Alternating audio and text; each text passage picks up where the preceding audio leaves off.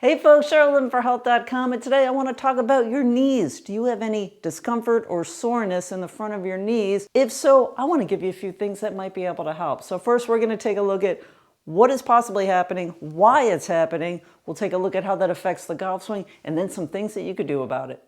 A very common condition in the knee is something called patellofemoral syndrome. It's abbreviated PFS. And what that is the tracking of our kneecaps laterally or outside of our body here. Our kneecaps are supposed to be straight on our leg here. So why could this be happening? Well, the reason why it's so common is because any other injury related to our knee, whether you have a tear or some kind of break, can and almost always will lead to patellofemoral syndrome. And what's causing that discomfort or pain in the front of your knee is one of two things or both. One is a tight IT band. So that's a connective tissue that goes down the side of our leg. If that's tight, it will tend to pull that knee cap to the side or laterally. So there's one reason, but even bigger than that is an atrophy or weakness in our quad muscles. So if we have another injury, our quad is going to naturally atrophy because we're not using it, and especially there's a muscle as a part of our quad on the inside of our leg. If that is weak, it's not going to be strong enough to keep that kneecap in place.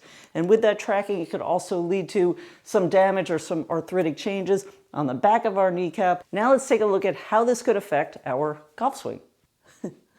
There are way too many things to list of the things and the complications and the compensations that could happen within the golf swing if we're having issues in our knees. So let's just talk about one of the most basic things, because when I'm in my golf stance here, I'm in a slight squat, okay? My knees are naturally a little bit bent. It depends on what club I have, of course, but our knees need to be able to support us. If we're having discomfort in either of our knees, obviously our backswing, when we're shifting our weight to our trail leg, is going to be affected. As we start to come down and make contact here, now we're shifting our weight to our lead leg. There could be complications there.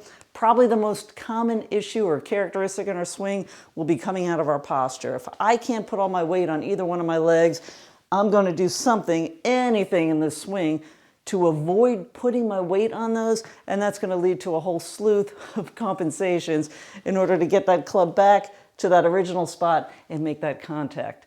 So that is potentially what could be happening in the golf swing, a lot of different things. So let's now take a look at 3 things that we could do to help conservatively manage the knee and help you with your golf swing. Let's start with the neurological portion first. I've got 2 super quick things. The first is something called a sensory drill. Notice I have a cloth in my hand. I'm wearing pants, so I don't actually need this, but I'm showing it just in case if you're wearing shorts, you do not want to do your own skin on skin. Your brain will not know it's a foreign object. So if I was wearing shorts, I would use a cloth or something of the like. I'm wearing pants. I don't need it, so I'm going to do a sensory drill. And all that is for about 8 to 10 seconds, just waking up that area right around my knee. Again, just 8 or 10 seconds, and we're done with that portion. Following that, we want to do a mobility drill. And this is something that is so great pretty much from the ground up. So it's a really healthy drill to do. What I'm going to do is start in a locked knee position and then simply rotate my knee in a circle, or just move it in a circle. And I only need to do about 4 or 5 in each direction. I'm keeping my ankle on the ground.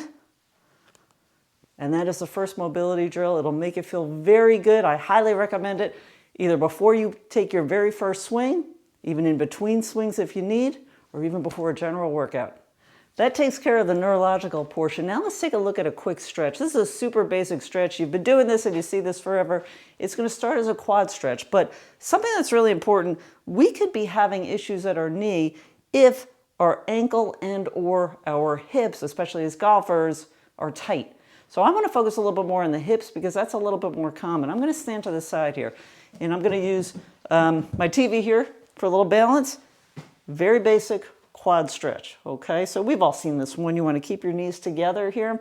Now what I want to add is adding in a stretch of the hip flexor, and I can do that simply by pushing from my glute, just pushing forward a little bit. So now that that stretch is not just the front of the leg, but the stretch is starting at the hip, and this is not only a quad, but also a hip flexor stretch.